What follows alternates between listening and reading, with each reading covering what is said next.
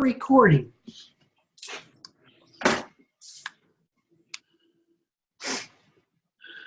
Can all of you hear me?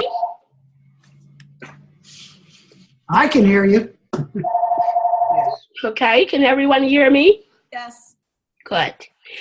Well, first of all, I want to apologize for the technical difficulties. However, we're still pretty much on time because it's 7:07, and we know that we always have to allow at least 5, maybe 10 minutes sometimes to get our technology together.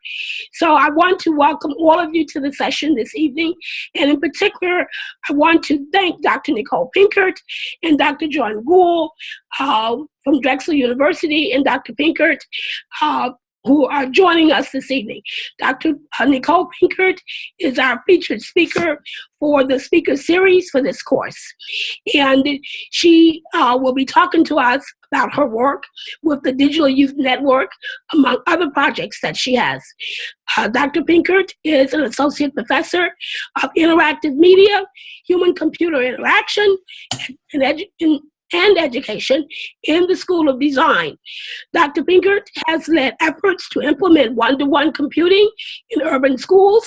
She's integrated digital media into core instruction and created digital media learning opportunities outside of the formal school day.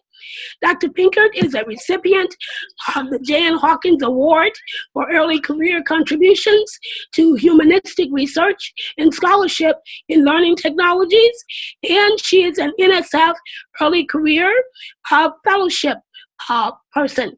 She serves on the advisory board of the Joan Gans Cooney Center and on the National Advisory Committee for the Robert Wood Johnson Foundation of Health and Gains Research Program.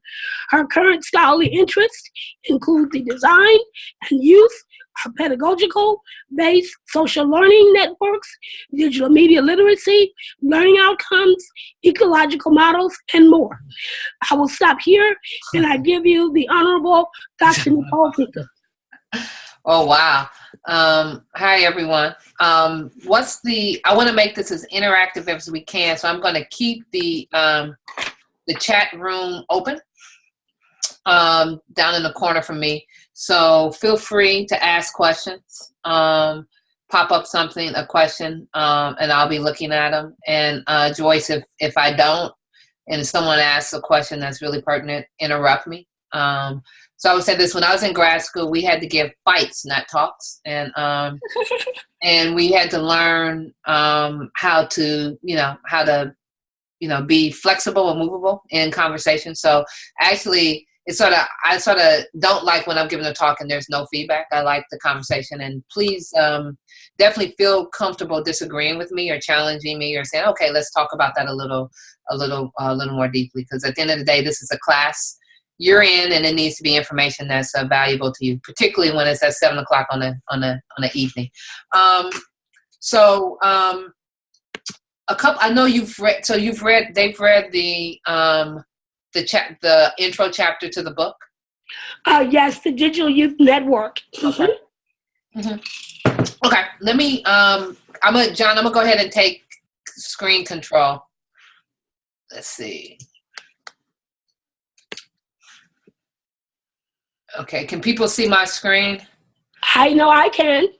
Okay. Oh. I did something I shouldn't have done. Hold up. It's gonna take a second. I can't see you anymore.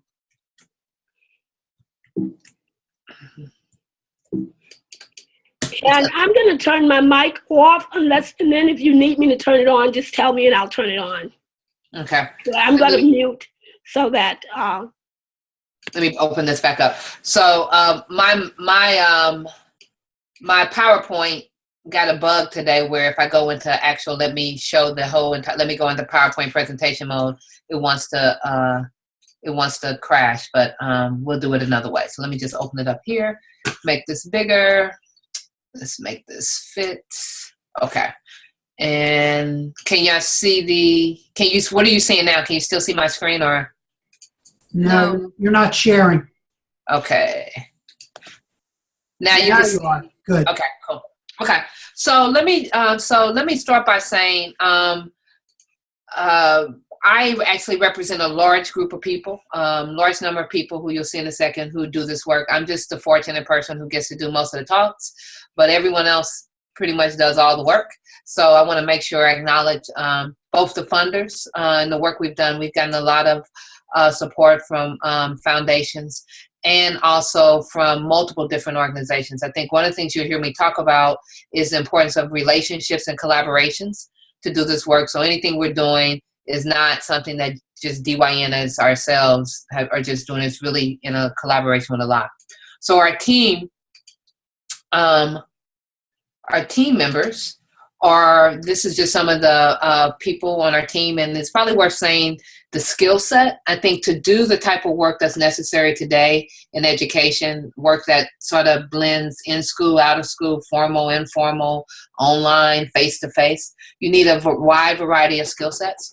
So we have those who are, Tanae, for instance, leads all our professional development, and she's trained as a literacy coordinator. Sybil is a clinical psychologist and leads a lot of our work.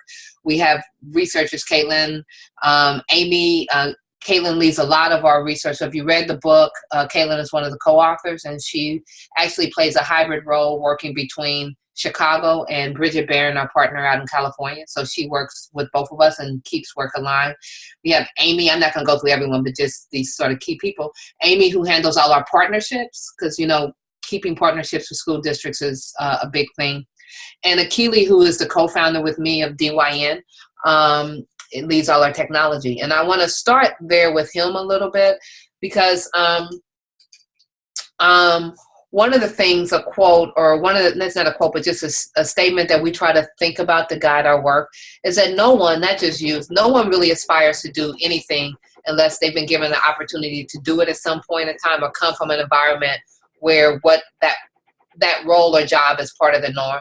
You know, you don't really aspire to be something if you don't know what it is.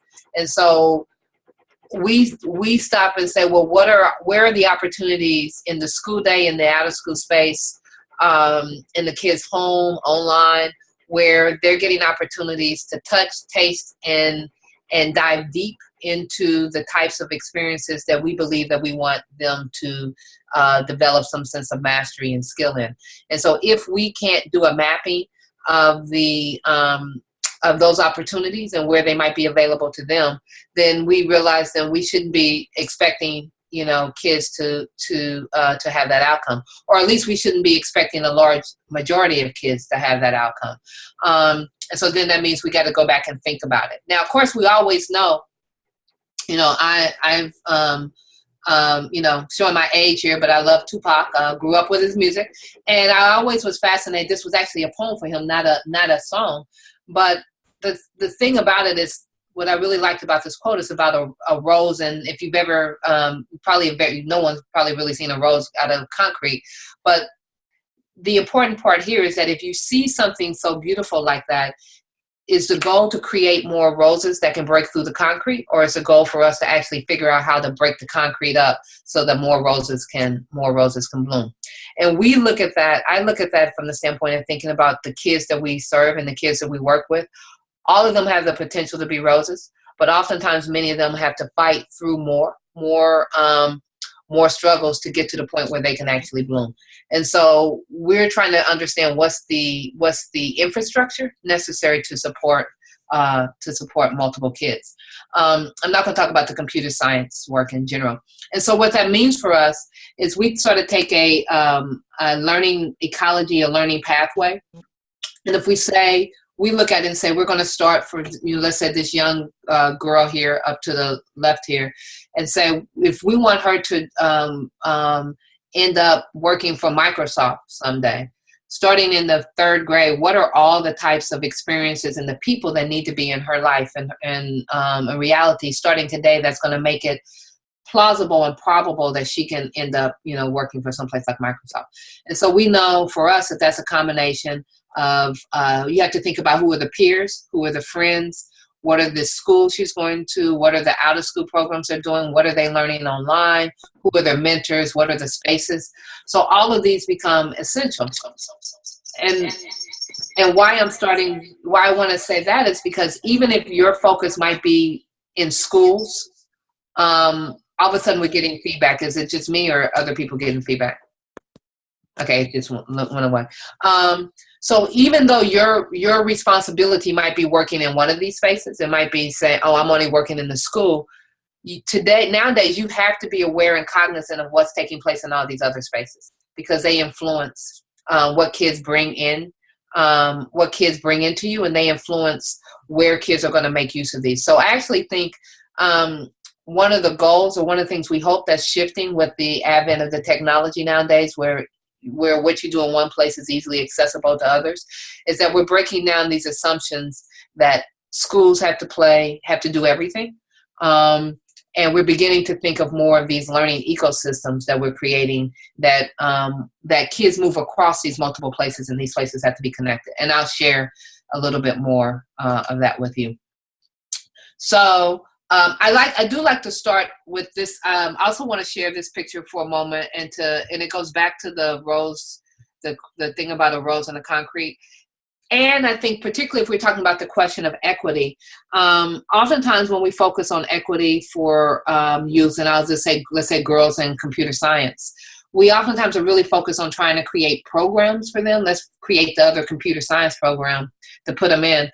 But what we end up doing sometimes is that the program that we've created is also the place where the person is having to encounter being the only, or being unique at the same time. And so you might have a situation where a young lady is taking, her parents put them in a robotics class, but she looks around and she's the only girl there. So she, at that point, is uncomfortable with being the only girl in robotics. And at the same point in time, she now thinks she's uncomfortable with playing, she doesn't like robotics.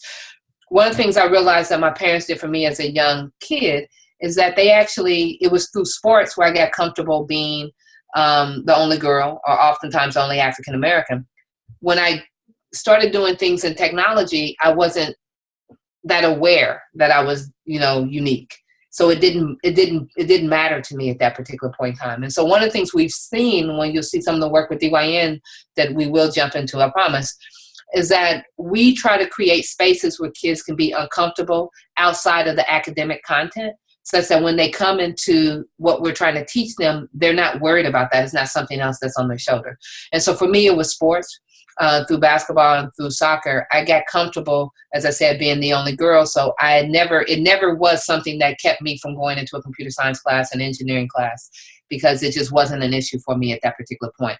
And I raise that because as we see a lot of programs now that are being created around increasing participation by underrepresented groups, oftentimes we're putting them in programs that are actually, is in the act of doing that particular thing, they're actually realizing that they're a little uncomfortable. Does that make sense? And does that make, do people understand what I'm saying right there, or push back if you think you disagree? Any pushback or disagreement? You can type your answer in the window, or you can unmic and answer her.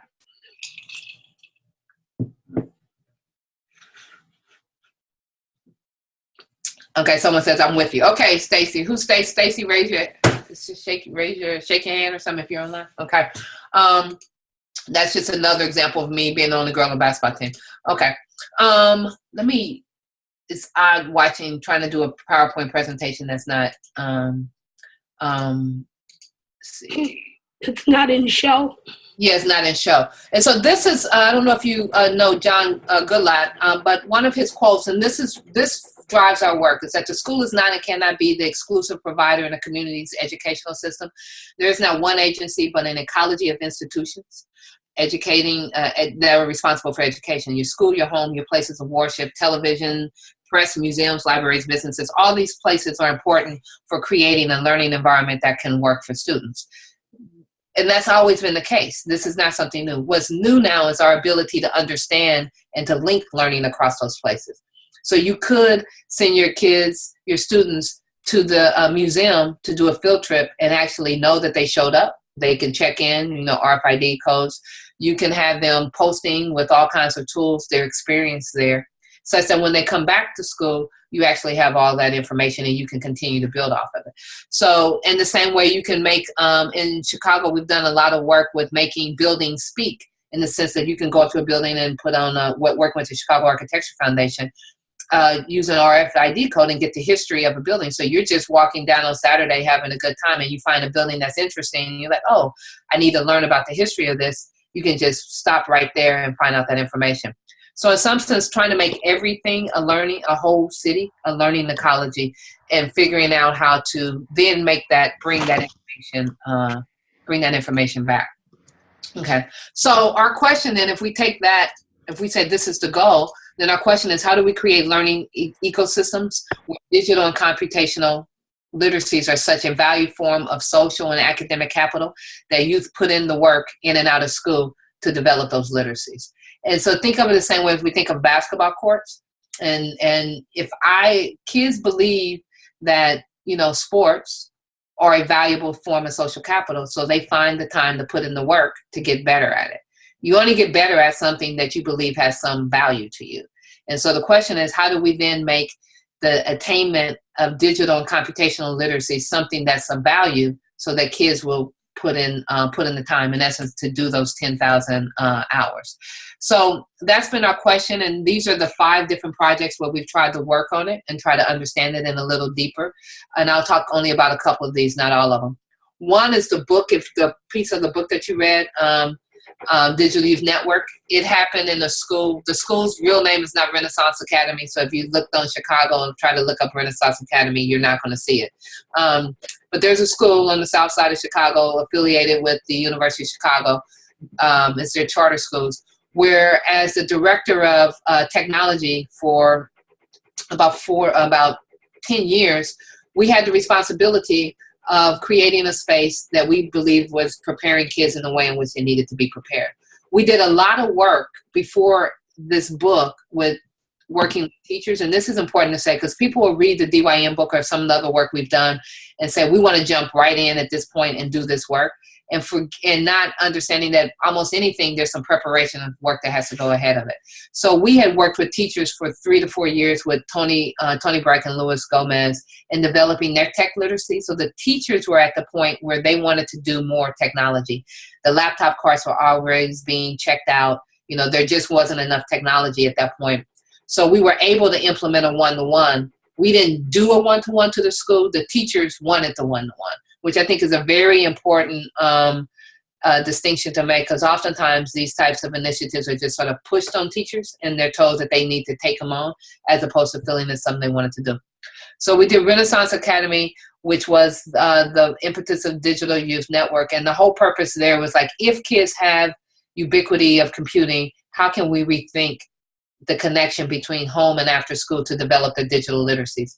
And how can we use real artists who are using digital media on a daily basis as teachers in a classroom setting? And we'll see how we came up with our mentors. From there, we did UMedia, which was, we were successful in the school, but the question we had in the school was, well, this works, but these are kids whose parents have, applied for a lottery and they're here. So are these, symbolic of other kids on the south side of Chicago? And what happens when they leave our school and they go to 25 different middle schools? What can we do with them? So how many of you have people heard of UMedia? Is anyone familiar with UMedia? Some of you? Yeah, I've saw a couple of Yes, okay. So UMedia was in 2009. There's like 35 of them across the country now, a variance of them now. But we did the first one in Chicago in 2009, where we took a library space, a 5,000 square foot library, and worked closely with the librarians. And this is really important to say, this was a joint co-owned. It wasn't a DYN only thing. We worked closely with the librarians to say, what should a kid's library look like? A high school library only focusing on middle school kids. What should it look like? And let's design it. So we created UMedia, and the things that UMedia had that I think are relevant beyond UMedia. One, we didn't realize, and it'd be good for you to think about this in your communities, how many spaces do kids have where high school kids have that they can go that's outside of their school and learn with kids who aren't in their school and feel comfortable, where they can go and just hang out They can decide to participate or not. Where are some of those places that you have in your communities? Do y'all have them? Well, some kids go. I know my grandkids get some experience from the Boys and Girls Club. Mm-hmm. So Boys and Girls Club, other places. Why? You could say the why. But oftentimes, maybe your parks, depends on what they are. But oftentimes, when you start getting to high school, Boys and Girls Club, places like that, I mean, you aren't necessarily that popular with some of the older kids. And so what we realized, U-Media was successful from day one, mainly because it was a place it was only open to 9th to 12th graders. You couldn't bring your 7th grade brother and sister. If your parent came in there, they can only come to check out a book, and then they had to leave. So it truly was the security guards would escort them out. So it truly was a place where high schoolers can be. That's the one thing. The second thing is, it's a place where they don't have to be working on a project. So they can come into the library, think the way you come into the library, hang out, chill out, check out a laptop, sit there for 3 hours, do whatever they want to do. Or they can be in a workshop. They can be recording music. They can be collaborating. And what you see is kids will come in to hang out, but then they'll quickly move to say, hey, I see what you're working on that over there. I want to see what you're doing. And then they begin to get involved. So that also brings up the point, if you think about schools, how often do kids know, if I'm a 6th grader coming into if you have a middle school, I'm a 6th grader into a new middle school, how often do kids walk into a school and it's very clear to them what they're going to learn while they're in that school? They can look around and see, in the presence of the school, looking around what's there, what's on the walls, that is very clear to them what they're going to learn and what's expected of them by the time they graduate from the 6th grade, 7th grade, 8th grade. Is that prevalent in your schools that you work in? Mm-hmm. Terry. Mm-hmm. Fairly rare. Hey, how you doing? Yeah, is that who is that? Is that Terry? Yes. Okay.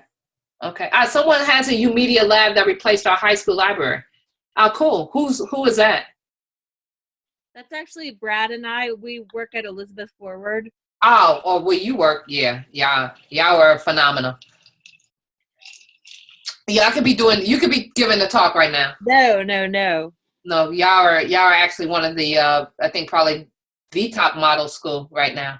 Get out. That's going on. Very Doing cool. some tremendous things. But you'll be surprised. Simple things like, of course, people want to play sports because they see their role models. You see, if you never saw Michael Jordan play basketball, would you want to be Michael Jordan? No, it's because you can see it. We often do sports, music, all of it. You can hear it. You can see what it is that you're aspiring to be, and that makes you want to put in the work. In schools, we don't necessarily do that. So one of the other things U-Media did, it made it very visible. We went to a different room, so oops, I'm sorry. Okay, no problem. Okay. One of the easiest things it did, it made very visible what skill sets other kids had, digital skill sets other kids in the community had, and you're like, oh, I want to be like them, so let me put in the work to do it. It could be done any place in the country. You just need places where kids can be, that they feel comfortable. And you need to put equipment out and be okay with kids just trying and tinkering things out. The next thing we did is Chicago Learning Network, which is Hive. If you're familiar with Hives, we launched the Hives in Chicago, which really was to say, how do we bring organizations who work with kids, bring them together? And then Cities of Learning, which is what we've been working on lately, was really a way to say, is there a place where parents, let me just switch screens and show you that one. Let's see. Actually, okay, there we go. New share. I want to share. Where is it?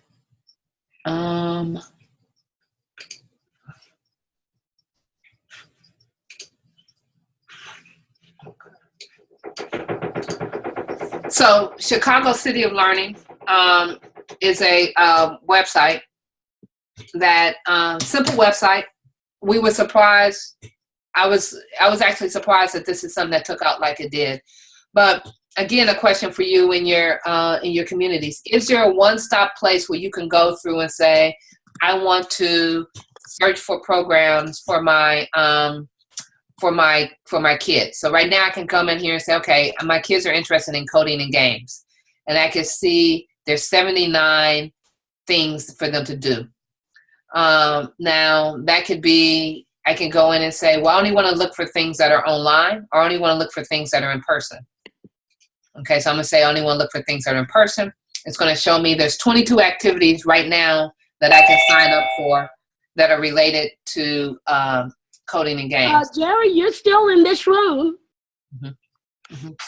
Okay, so this is simple, right? I thought it was simple, but in reality, it turns out it's not simple.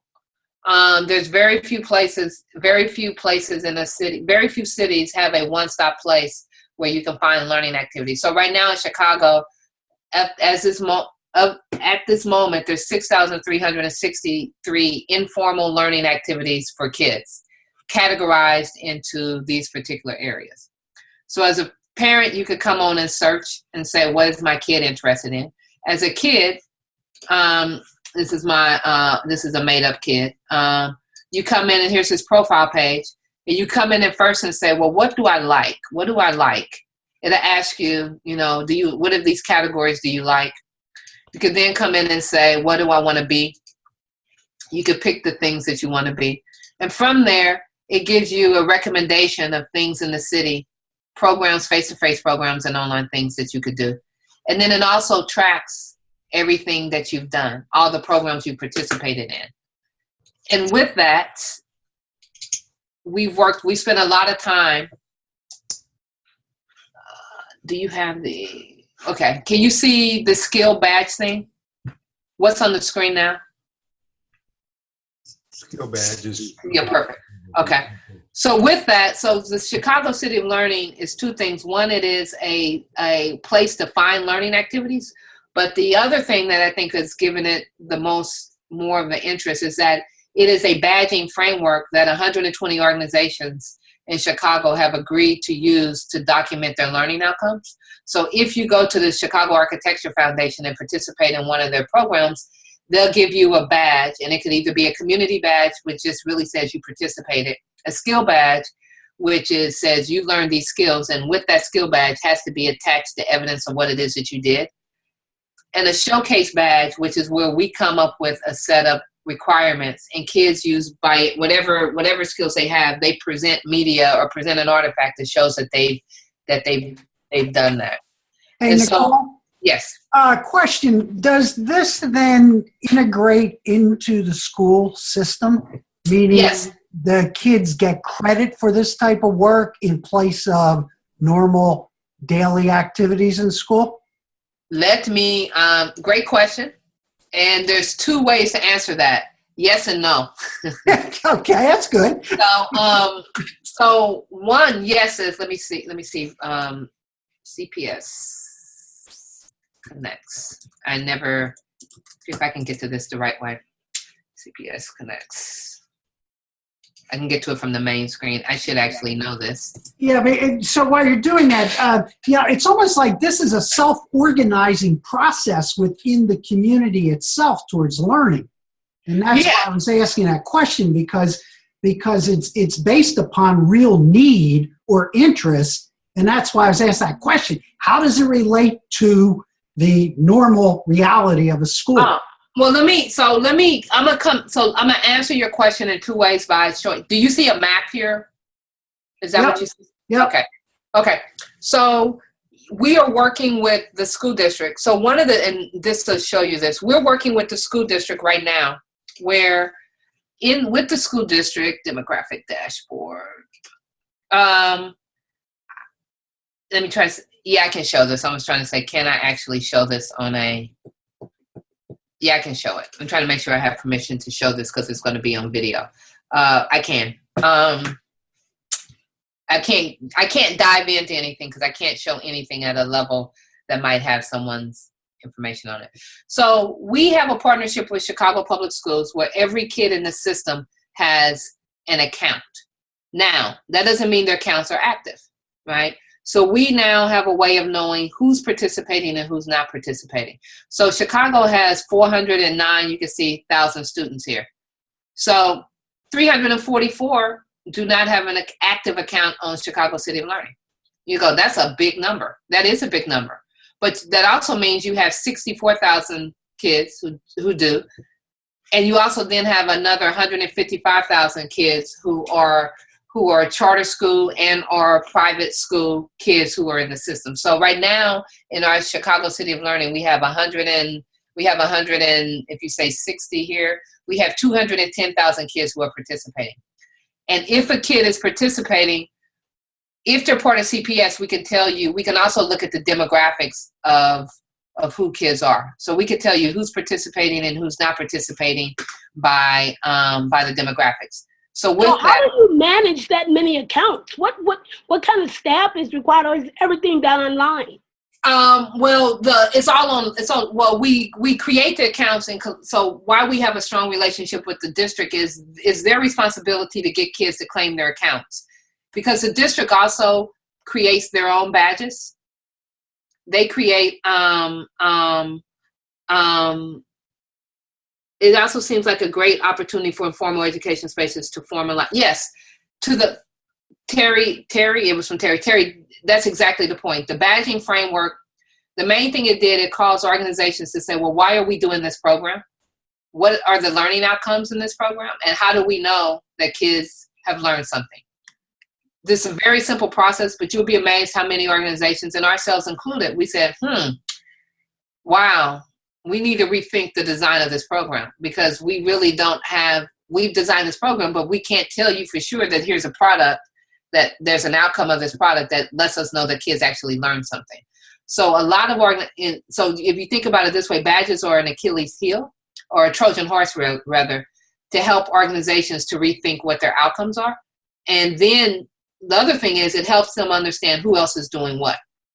So turning to this map right quick, this is a map of the city of Chicago, and it's looking at what are the program opportunities that exist. So if I go 2000 and let's just say 15 last year, and I'm looking at Chicago based, this is all the city of Chicago based on community. Chicago is very much a community city. There's over, I think, 72 different community areas, and many kids don't go outside of their community. So I don't know, if you're in the north side, you've probably never been to the south side. If you're from the south side, you don't go to the north side. Downtown is a space that everyone can go to. South side kids don't go west side. West side kids don't go south side. You have west side kids who've never been to the beach, right? Chicago is very much a neighborhood-based place. Yeah, because I know I lived in Chicago for 25 years, and I probably went to the west side maybe 2 times that I could ever remember.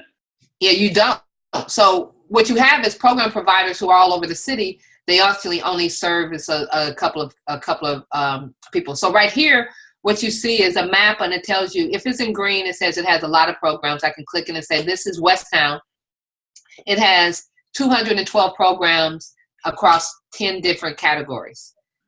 I can click over here and say, this is Hyde Park, right where University of Chicago is. I didn't really want to do that, but I did. Let me see if I can go back and it'll stop.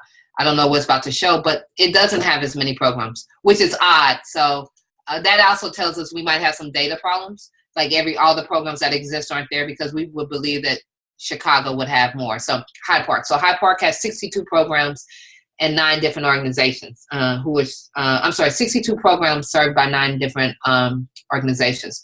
What this has done as a community level, this map, simple map over here, and then you can go over here and say, out of all the programs we've done across the 3 years, there's been 17,000 programs. 13,000 of them have been sports and wellness.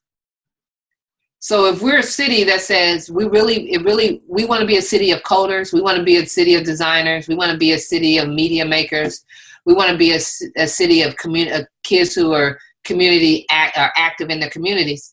And we look and say, well, these are in the last 3 years, these are the formal programs that have been offered. Well, I'm thinking about STEM, and I'm looking at the low number of science. Mm-hmm. These are formal learning programs. Yeah.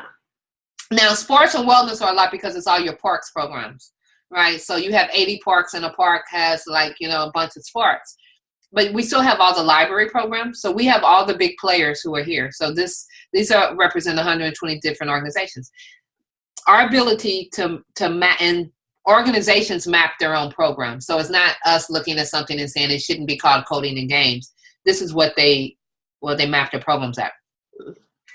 What you see, what this has created is a whole conversation among funders to say we need to do things differently. We need to know what exists. We need to be a smart community. And we now need to say, guess what? We're going to now only fund coding and games, but in certain communities, right? It doesn't make sense to put coding and games, the Loop is downtown, to fund another coding program downtown. So we can actually look here, and if I say, let's just look at coding and games, in a minute, it's going to show you a map of the city based on where all those programs are. So these are examples of types of tools that are useful for educators to understand what they're doing. I can also show you this based on the school. So we could take a school, and the school can say, based on who I serve, where are the offerings? So right here, just as an example, you see that all the coding, 7 out of the 336 coding, 76 of them happen downtown, and the rest of them aren't happening as much as possible around the city. So I don't want to stay on this too much, but just to say that one of the challenges of linking formal learning and informal learning is we haven't had any way of understanding what takes place in one area and the other area. And so what we're trying to do now is to begin to provide these types of visualizations that help organizations know who are my kids. What I showed you first was who are my kids, demographics of the kids. The next thing I showed you, what were the learning opportunities, and then we had the ability to say, well, what are the badges that were earned, right? So, and where were they earned across the city, and in what areas were they earned, and who gave them out. Nichole, the badges, though, they're based upon a performance around, a concept or an idea, correct? Yeah, so a badge is based on, badges are based on, let me go back to this. Badges can be they can be different things. So there are badges that kids get if they show up on time and I fought that one, to be honest. I was like, I do not want to give a badge for showing up on time. That makes no sense to me. You should just show up on time. The reality is that is one of the learning to show up on time is one of the biggest indicators of success later on. And it's a hard thing for kids to learn. Right. So we do badge it, and we've seen that we just had that 1000K an event with Starbucks, where they were giving jobs, and one of the things they wanted to know is, do you have any evidence for us that the kids that we're interviewing shows up on time? Yeah. We only invited to the interviews kids who had gotten the badge for 90% attendance. See, and it goes back to that question I was asking you, because I look at this, in terms of digital music and authorship, the possibilities of linking this to the reality of a classroom, I think, is phenomenal. It allows the learning to become community-based as opposed to school-based. And let me show you. Let me go back over here, and I'm going to show you an example of how we've done that in our own work. In the project that we're doing now with girls called Digital Divas. Let's see. And I'm going to do which one of these? Communities. Workshops, and let's go into one without real kids in it. I'll do this one. So I'm gonna show you one that doesn't actually have because I can't show you kids. So showing a made up one. So this is our own social network that we built called Remix. And this is a social network designed for programs. So we are trying to develop girls' digital skill sets. And so what we've done is create this, it's really a project-driven social network where you come in and say, I'm working on these projects, and we lay out each of the steps that one needs to do, step 1, step 2, steps 3, step 4, and then you can earn a badge at the end that demonstrates what it is that you've done. So how this works is, this is something called e-paper. We're trying to teach them circuits. This is for 6th grade girls, teach them circuits. How we're doing it is, the first thing they do is, I'm trying to figure out how to do this in a way that, I'll do Rashana. This will make sense. The first thing we've done is we created these stories. These are characters, middle school girls who are also digital divas who have, they have a problem they need to solve. And it's jump started by a problem. So if you're familiar at all with Vanderbilt's The Jasper series. Yes. Where they always had a problem, and the problem would jumpstart. Think of it as, here's a problem that these middle school girls have that require the use of technology, and your task is now to solve the problem. So here they're going to create a e-bracelet that has that lights up, a circuit bracelet that lights up for these girls to perform in a play, and they needed some attire that actually lights up. So there's a series of steps that they have to go through to be able to create a bracelet. And each one of these, I'm just going to randomly show one. Each one of these, it always has a story. It has an activity that you need to do with the steps by steps of how you actually need to do it. You upload, I've already completed this, you upload what you've done, it gets assessed over here. Oh, is this a good example of series? It gets assessed. And you get points and you can earn badges. It also has a social network piece over here.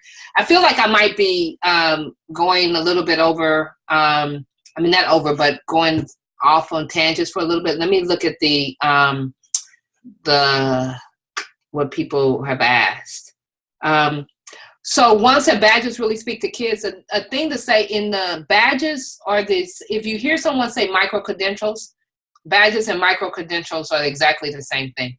Micro-credentials is the word that's used in higher ed, and we use that for teachers. Badges is the word that we use for kids. They're often powered by the same exact system. No difference in them. It's just teachers and adults don't want to earn badges. They're fine with earning credentials.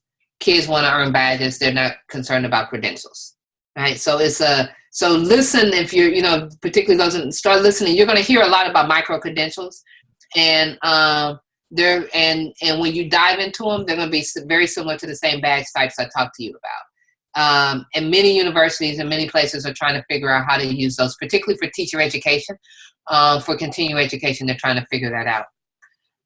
And so that gets to Brian's question about how do you see this possibility fitting in. Now, the biggest problem with badges to me has to do with you have to have them, they need to be assessed. Right? You do not, like, when a kid submits something here, we actually have assessors who go through and assess the work. You cannot do badges without truly assessing them, or else they become meaningless, right? And so the challenge and the problem, the problem then becomes you can't do too many micro badges because no one wants to constantly be assessing, and no one wants to look to try to make sense of 100 badges. You want to try to make sense of, a smaller portfolio of badges. The beauty of them is because you can see the work that someone submitted. So if you were to open up, let's say, the Digital Divas badge, and you happen to have 20 girls, 10 girls, 5 girls in your class who had done Digital Divas, and they said, hey, I want to show you this badge, and we've had that happen in a couple of classrooms, the teacher can actually click on the badge if it's an email and actually see what the kid has created. Right? And then they can decide for themselves, like, well, do I value what DYN is doing? Like, do I believe that this work that this kid has uploaded that earned this badge is actually credible and should have earned the badge? And so what we've seen is that you're actually raising the bar for organizations because they are attaching their name to the badge. And so they do not want their name to be attached to a badge for a long period of time if that badge isn't of quality. Yeah, right? it's almost like if the organization that's supporting it or dealing with it, if they would create a jury pool of experts within that field from the community, and they would do I'm going to use the word, the rating of it, that then I think builds in more legitimacy to the power of the badge and also gives the kid a sense of, hey, I got this out in the marketplace, so to speak, and there's some experts saying I did a pretty good job, or there's some experts saying I need to work on this. It changes the whole possibility of assessment. Right. I think you need it at 2 levels. So I think you need it. I'm gonna Brian and Stacy, I'm gonna answer your question and get back to it in a second. So I think you want organizations to be able to give out badges and not have to be so worried about has it gone to this bigger jury. But then I think, and so I brought this back up because I think you can have showcase badges that a city might own, or that someone, a school district that says, I need you to prove to me that Stacy, a particular, something in science, the scientific method, or whatever it is, right? Now, a kid could have learned that in science class. They could have learned that by participating. We have an aquaponics. They could have learned that through participating in programs by the Museum of Science and Industry, and they earn those badges, right, that are equivalent to those programs. But then a showcase badge, or even a skill badge that a school district or someone else might give, says now you have to explain to me why what you think you've done, this other badge, addresses this particular skill. Right? I think those need to be juried in that sense, and that will allow you to begin to see which of your informal partners, learning partners, are doing a good job in preparing kids to pass your skill badges. So I think you can layer badges from organizations, at a city level or at a district level, that can be pledged for, if you will, by badges that are earned from other community partners. I think the community badge is really an important one because most recently I've been listening to changes that higher education is introducing, whereby they're not putting as much emphasis on the SAT and the ACT, and they're going to instead be revising their admissions policies to include community service. Mm-hmm. Mm-hmm. Oh, well, yeah, they're actually we have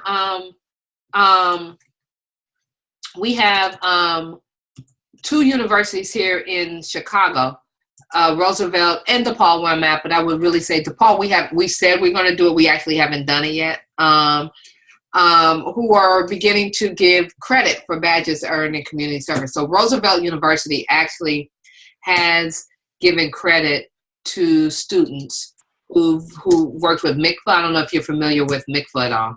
Who've worked with MICVA to earn badges. So that was actually a really good. I want to show y'all something else. Let's see.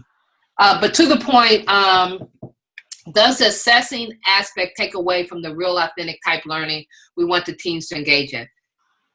It could, but it all depends on how the assessment happens in the way that the program is designed. So now, normally, even if you go back to the CECL website, you don't come in and search for a badge. You search for an experience, and then it can tell you the badges you can earn in the experience.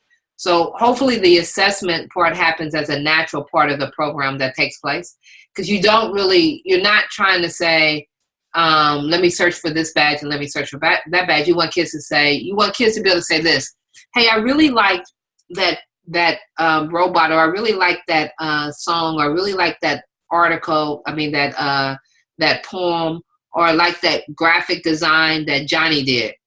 Where did Johnny learn how to do that? And what the digital badges can show you is you can click on that and say, oh, this is the program where Johnny learned how to do it. And so it enables, to me, that's the more interesting piece, is the kids are now have the ability to look at what someone else has done and to sort of understand how they got to that particular point. So they can sort of open up the portfolio. And what I'm trying to see if I can find this. Let's see if this is, here we go. Let me open this up and share this page with you as an example of what this looks like.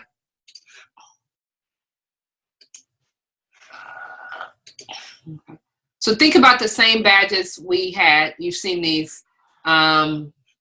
We saw this, the different types of badges. And if I were to go back to this page, we think of it as a kid wants to come in and say, I want to be something, I want to do something, and I want to make something. And you might come in from different avenues. Some people know at some point, I want to be this person, this type of person. So you then want to you want to help them understand, well, here's the things you need to be able to do, the activities, and here's the things you need to be able to make. Someone else might come in and say, I just want to make a movie. I'm not trying to be a filmmaker. I just want to make a movie. How do I need to know how to do that? And so we figure out the badges for that. Now, here's the interesting thing. This is a real student, and I have permission to show her face. She is now a junior in college. This is a real record, of her. Make this bigger so you can fully see this. We had a lot of this as real data, but we backwards mapped her experiences over like her junior and senior year. And what you can see is across the top here. Can you see this? Is it readable in some degree? Yeah. Okay. Across the top are the informal programs that she participated in the time frame. Right. So she learned to do photography in Gallery 37, which was sponsored by After School Matters. She worked with us on some youth summit. These are all the things she did at UMedia, right? And you can see when the programs happened. What's important is, before she got to UMedia, she already knew how to do photography. Now, what we see here is us documenting on the social network I just showed you, or a version of that one. Anytime she uploads something, we can document it as she uploaded a photo, a design, a video, music, whatever the type of artifact. And you can see, when she's uploading things. We noticed a lot of things were uploaded in April 2010. So in our minds, we're like, oh, she came to UMedia and we quickly taught her how to do photography. That's not the case. She just decided, because of one of the mentors, to start uploading her work. And if you go all the way down to the bottom here, these are the badges that she would have earned given all of her particular experiences and how they would have broken down over time. So that when she got ready to apply for college, these would have been the badge portfolio she could have taken with her. So we worked with about 7 to 8 students where we backwards mapped them to figure out the badge framework. What we also then is figured out that it was really important that you give these community-based badges, because you don't want kids only worried about themselves and let me get my next skill set. So what we do is you can't level up into a higher level skill unless you're being part of the community. So you have to critique and give feedback for other kids who were at a different badge level than you, as opposed to just letting you keep going to level up your own skills. And we found that helps to create a sustainable ecosystem, because you have kids giving feedback to other kids and kids who are just a little bit above a kid giving feedback. I'm trying to see to the kids. Yeah, so to the question, Lawrence. So yes, kids who are peer mentors can earn a mentoring badge. Or can earn a higher level badge in their own skill, because we might have a skill that says you have to, in order to create something, you have to earn a badge creating something. You also have to earn a badge by collaborating. And over here, can you see my mouse? You can see where I have this highlighted? Can you see where I have this highlighted a little bit? Okay. This is an example of how we create rules, and we can create a badge that says, we're going to give you a badge if you've produced something, if you've critiqued something, if you view something created by someone else, right? So we have the ability to create pretty sophisticated badge rules that not only look at what you've created, but also look at how you're being part of the community. So Dr. Pinkard, what are the implications of all this for the future of education and pedagogical methods? Do you think that there's going to be, that this sets up a framework where there can be a better marriage between public education and private education or programs? Yeah, so I think I'm trying to figure out, is there a slide to I'll use this slide as a way to, I'll use these two slides as a way. Hold up. I'll go to here. Let's see, where am I? So, okay, here we go. Yes, I think we are trying to understand blended learning.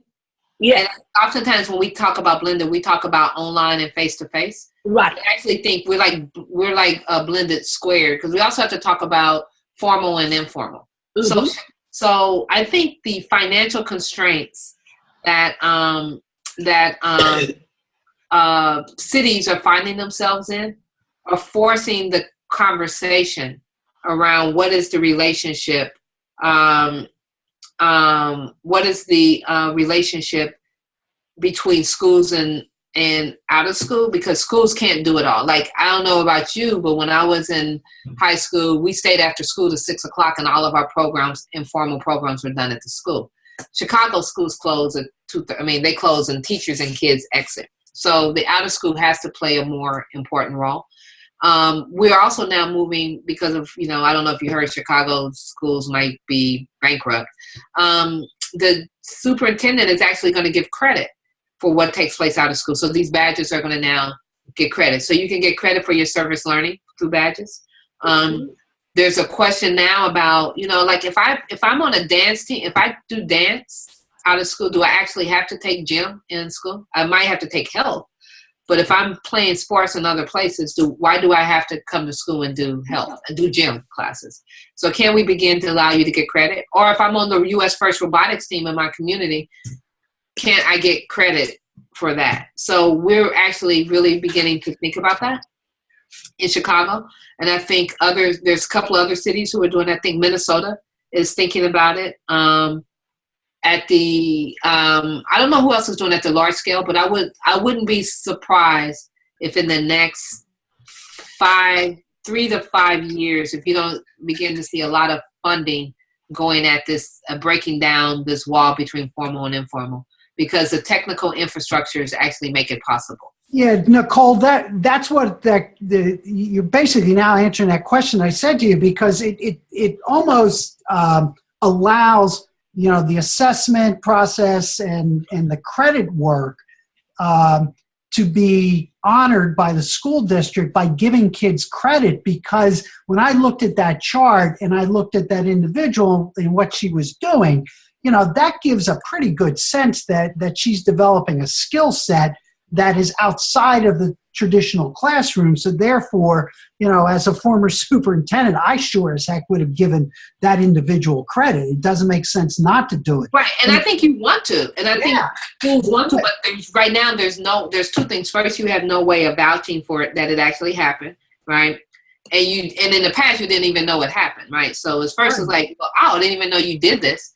And then you have to answer the second question of, oh, how do I know you did it? But schools, like many districts are having to figure out their seat time policy. So it's the seat time policy in most districts that does not allow this to happen. So in Chicago, for instance, you can do online learning, but you have to do online learning in the school. You got to be in the school doing online learning. Right. Someone needs to physically see that you're in that seat.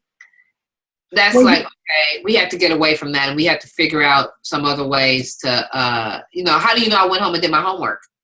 Yeah, it's interesting, from the university point of view, too, and thinking about that. A friend of mine, Otto Scharmer, has been doing MOOCs now out of MIT. His first one, he had 28,000 people around the world. His second one he just did has 48,000 people. Now, what's interesting about it, and you can sign up and get, I'm going to say a certificate, which would equal to a badge around Theory U.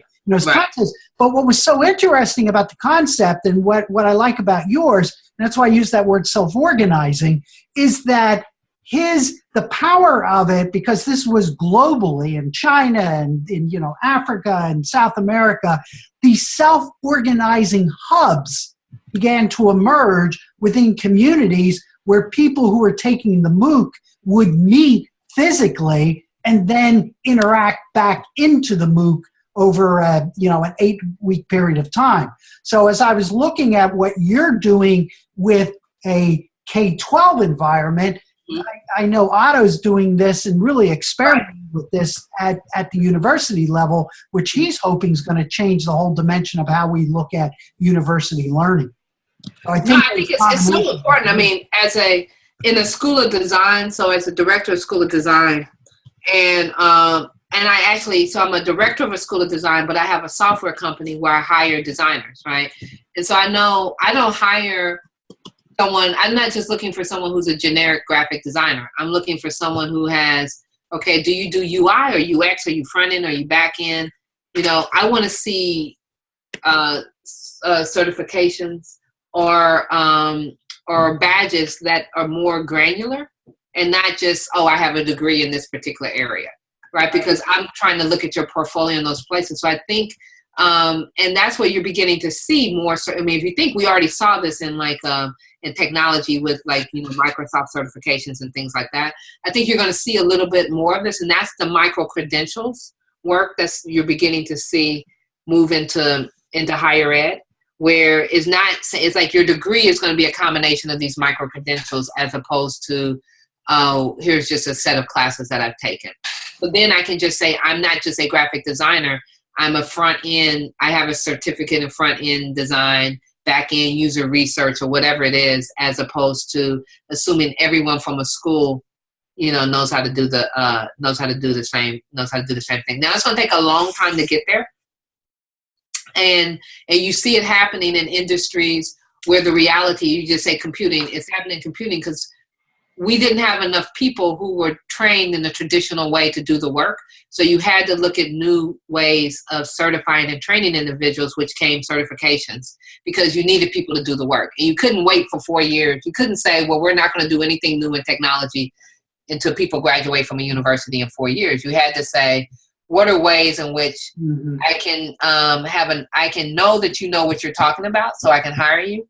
And what are ways that are universal that can allow me to have a common approach that can work across, people who live in Pakistan, India, Russia. I've had programmers from all those different levels, all those different countries working with me. And pretty much I'm looking at their certifications in certain areas to decide to hire them. So, and your company really becomes then a learning community, and it grows, and a person grows with your company as opposed to coming in with this diploma. Well, actually not. No, actually, I would say, I would like to say it that way. No, I would say, well, DYN, so let me say two different things. Digital Youth Network is a learning community, and we develop our mentors and our team, and they're constantly growing and developing.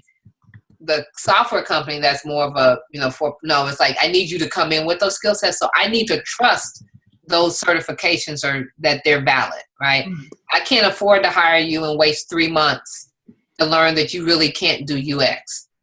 So that certification that company has given you, if I have one person or two people that I've hired, really one person who has a certification from a particular company, and they can't do that work, I would not hire somebody else from that company. Dr. Pinkard, I know this has been highly interactive, and I really appreciate you inviting the students and us to join in with you in this discussion. And my question now is, do we want to move into a formal Q&A, or do you want to finish up and then we move into? No, we should go into a formal Q&A, and if I have things that are relevant or slides like that, I'll bring them up as necessary. Well, I would like to end with this, and this is I wish I could. Can you see? Are you seeing the power? Let me see. Yeah, we're seeing the spectate, practice, perform, and level up. So I as a kid, my passion was to be a basketball player. I'm only 5'2", y'all, but I was 5'2" in the 3rd grade. So I thought my father's 6 feet, so I thought I was going to be tall. There wasn't the WNBA, so for women there wasn't, life after college. So basketball is all to get you into college. So the analogy of the basketball court is one that I think is important to think about in how we think about creating schools or learning ecosystems. And it could be not just basketball, not even any sports court, any court. And also, if you think if you're a music player, any place where you're learning to play music. At any one time, you can be spectating, practicing, performing, and leveling up. Different people. People are playing at the court, and some people are just there watching. Some people are there practicing. Some people are there playing a game, and some people are trying to level up. And to think about in your schools and your learning spaces that you create, is it possible for all of these different types of activities to take place at one time? That's what happens if I'm spectating. I learn a lot by watching what others are doing. It either makes me want to get in the game and try it, or say, oh, I need to practice this because I can see what they can do. Or you could decide you don't want to do something, but you have an understanding of what it is, right? You understand the game. Many people understand the game of basketball and never play it because they are spectating watching it. Practice is important because we know you got to practice to get better at something, right? It's not all about playing the game, but oftentimes I can be someplace practicing while someone else is actually performing. And then leveling up, we all performing makes sense, we get that, but how have we made very clear what it means to level up, what it means to get to the next level, what it means to do something well. And I want to end with this, and that some of my former students, well, they're always students. I was, like in photography, this one young man was constantly trying to understand angles, like how to get these particular shots. So he would come into the studio on Saturday, put up lights in different ways, and he's trying to figure out angles. And he's practicing his photography because he wants to be a better photographer. And so I said, well, how do you get better at math? And he looked at me and he's like, now he's using math here because he has to figure this, if he really would use some math here, it'd probably be easier. But he was like, how do I get better at math? I guess I do word problems. So he has no way of understanding what it means to level up. So of course he's not spending his own time to do it. Whereas he believes he knows how to level up here, the same way people know how to level up in basketball, whatever. So they put in the practice to do it. So are we clear with what it means to get to the next level? And that's another place where badges can come into play, because they can actually make clear what that next level is. And then people can begin on their own to figure out the resources and the supports that can help them get to the next place. I'm finished with that. I typed some of the questions that we've been debating in this, that we will debate, or we have been debating in this course. We're just moving to our third week of the course, but some of the questions that we're asking and debating are in the window. And one is, what are some of the changes in evolving to a more holistic view of evaluating and assessing quality design and learning outcomes? Through your program, how transferable? I know that you're learning a lot and your program has expanded well. So what are some of the new methods that are being incorporated in schools or could be incorporated? Well, one thing I think is, and it's my colleague, Yugochi Achanolu, who's graduated from a PhD in Stanford. She's coming up with this concept called movement. Well, it's not her. She's building on someone else's concept, movement. And it's actually, I'm really struck with it. And particularly if we think about the data we showed you about where kids are in the city. One of the things that we've learned, actually this is important to show. One of the things we've learned, where am I? Here we go. Where is it? Where is the website?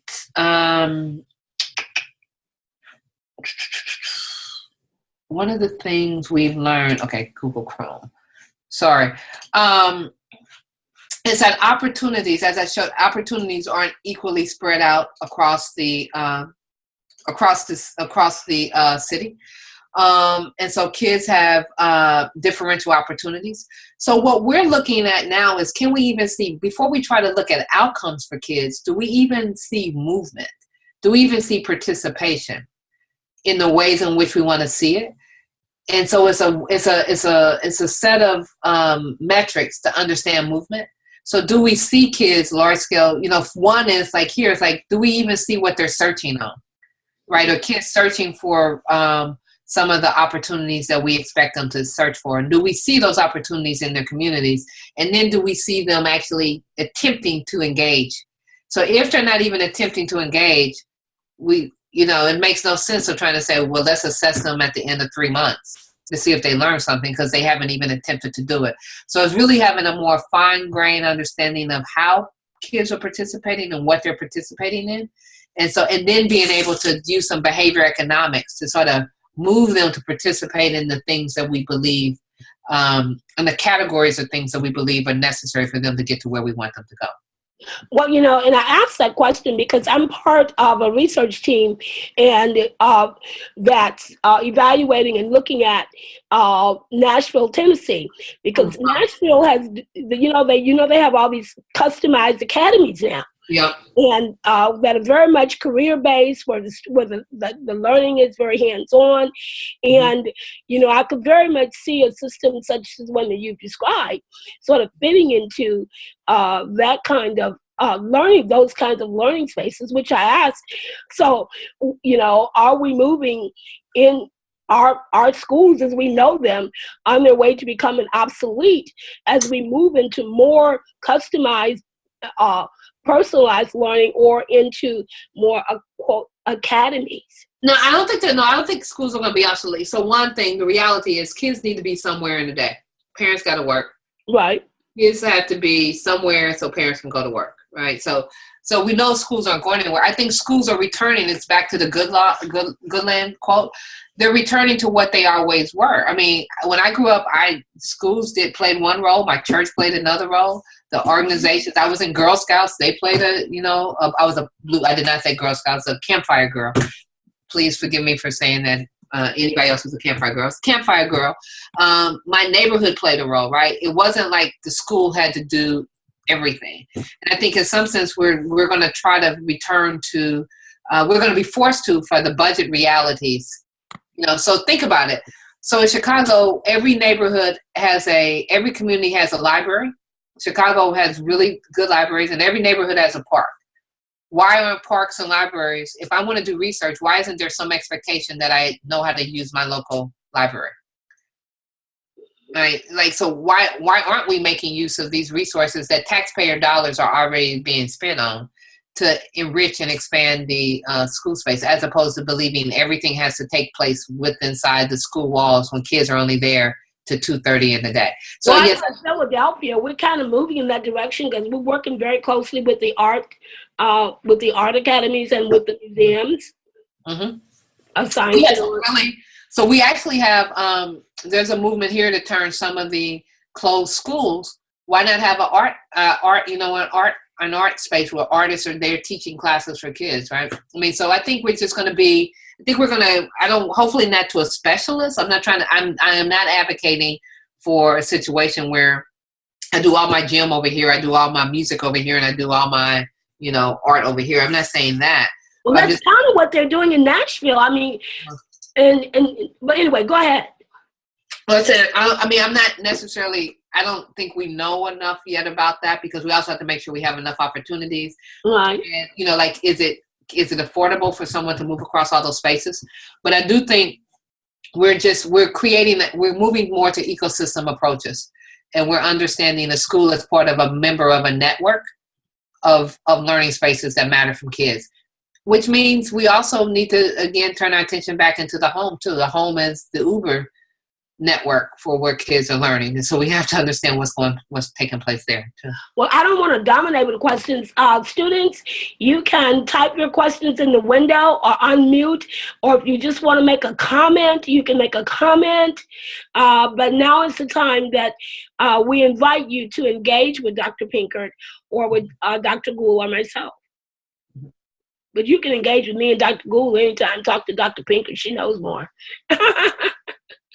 And to community schools, the concept of community. So my challenge with community schools, and I like community schools, and I'm saying the challenge I have with them in Chicago is oftentimes the community in a place like a big city like Chicago, Philadelphia, same, Pennsylvania also, Philadelphia, is that schools often are people's turf, particularly as you get to high school. Kids don't go to other people's turf. So if school is where you center, you have to do a lot of work to make it a space where other kids in that community feel that they can go. And so we were like, well, why put the resources in the school like that? And why not think about the libraries and other places where people feel are part of the community? Right. And so I say that around Chicago, and that our high school students don't necessarily go to neighborhood high schools. They go to they go to schools all over the city. So oftentimes the last place you end up in is your neighborhood high school. So you can't assume. So you can have in a neighborhood, you can have kids going in a community. You can have kids going over 15, 20 different high schools. So then, what are those spaces in a community that really is a community location that brings all those kids back together? So I think that's one of the things we're trying to understand, and trying to build the concept of community without having it to be defined by bricks and mortars or particular buildings. I don't know if that was from Stephen. I don't know if that was relevant for your statement. Well, I thought it was relevant to my comment and my question, kind of, the thinking that I was trying to integrate here. Terry, making connections across institutions, libraries, schools to bring about the learning spaces. How do we enable this? One is professionals working in these spaces seek colleagueship and seek opportunities to connect. So I don't know if your city has a hive or something like a hive, which is pretty much professional development for informal educators, and also schools. Teachers go there also, and it's a place for them to share best practices, and they love those types of things. And then that oftentimes leads to opportunities. Now, what you also need is some funding. So hives work well because there's these small grants, could be $10,000 grants, $15,000 grants that support partnerships between the different entities. And you only can get a grant if you partner with someone else, right? So you can't get, DYN can't get a grant by itself. We have to be partnering with MICVA or something like that to get a grant. And what we've seen is that type of structure has led to a lot of different collaborations amongst organizations who would have never worked together. Because first they're just in a room sharing what they're learning with each other. And then there's these really small grants that aren't high stakes that the people who actually do the work can apply for. They're not so big that you need the director of the center to apply for it. They're small enough that the program implementer can actually apply for it. There's a question by Lawrence Camacho. Mm-hmm. Lawrence, do you want to jump in yourself and explain your question or your rationale for your question? Is this about the certification? Yes. Yeah. So Lawrence, do you want to elaborate on that a little bit? No, so I was just wondering if perhaps, so we talk about making this an ecosystem where we leverage on the opportunities that are out there to engage in those communities that offer the learning space, but then for the school and the curriculum that they are mandated to follow by virtue of perhaps funding through federal or the district or the state, how does that then certify those communities as being credible, as you mentioned earlier? Perhaps you're trying to hire someone from another organization, and then if that someone does not meet your expectations, you're never going to hire anybody from that organization. Yeah, so that's a good point. So one of the things we've seen, so year one, we called it a million badges blooming. Everyone wanted to create their own badge. And then at that point, when everyone creates their own badge, you look and see, we got 30 video badges. Do we really need 30 video badges? Can't the people who are doing the video badges get together and say, let's just do this one. Let's agree that this is what an intro, editor badge is. Now you can issue your badge. I can issue it. I mean, we all can issue the badge, but we all agree on what it means. So we're beginning to see, initially it's like everyone wants to let everyone do their own badge, because you don't want to start something by saying, no, before we can even try this, we have to agree on common language, because that you'll never get it off the ground. So we initially said, let everyone do their thing. And then people on their own look and say, do I really need to create another badge? You've already done this. Well, can I just issue your particular badge? And so you're beginning to see some common language develop amongst the people in the community who do particular pieces of work. We're saying, can we sort of bring that together? Which then at that point, organizations, let's say the district, could say, we accept this badge, and that'll give you course credit, and it could be issued by any of these people. Or you can also say, because you can't see the work, and this is what we haven't seen yet, but I think you'll see it at some point when the whole thing ages, you'll begin to see districts saying, we only will accept this badge issued by these particular organizations because we trust them. So it's still a notion of trust. You do not get away from trust the same way, when you're applying to college, some GPAs are worth higher than others because they trust the school. Here, we're hoping that because the badges can carry the work, we can make it easier for small organizations to become trusted entities because you can actually see what they're able to produce by looking over the multiple work products produced by kids in their programs. Well, we have about 2, maybe 3 minutes, and I certainly want to thank you, Dr. Pinkard, for this engaging webinar and conversation. And 2 of the most critical questions that we were asking in the first 2 weeks of this course, I think you have answered tonight, and particularly as it relates to your organization and why we have integrated your program into our doctoral studies. And those 2 questions were, how do the leading thinkers describe new learning? And how are the learning networks described in the Digital Youth Network, creating new dynamic spaces? And I think that you answered those questions tonight as one of the leading thinkers in the new digital learning age. So at this time, closing words from Dr. Gould, closing words from Dr. Pinkard, and if any student would like to have a closing word, then the window is now open for that. Who wants to go first? Dr. Gould, do you want to go first? No, I want to say thank you very much for your presentation.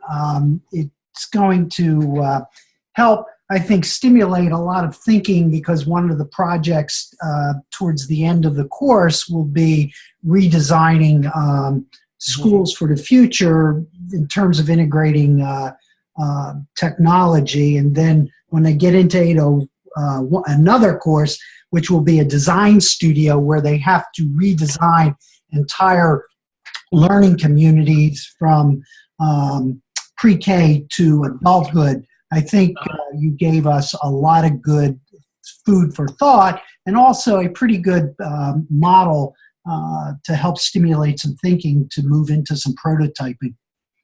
Thank you very much. And I see students are now entering their comments in the window. And if there's anyone who would like to orate your comments, feel free to do that at this time. And then we'll give Dr. Pinkard the last word.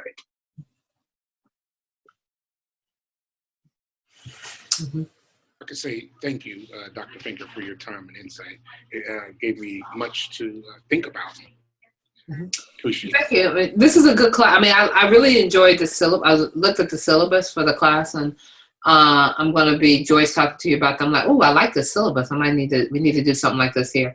I enjoyed talking to y'all. And the reality for new learning, it says the leading thinkers in new learning, it's such a new field, so such an opportunity for everyone to be, to help define it and to figure out what it is. And to create exemplars of it. So I would say to constantly, be looking for examples, but also question and push back, so even on my stuff, don't say, okay, let's just apply it this way. It's like, no, what doesn't work? Because these are all new principles that are being put out here. I say hypotheses. I won't even call them principles yet, because I don't think many of them have been around long enough to say that they're truly principles.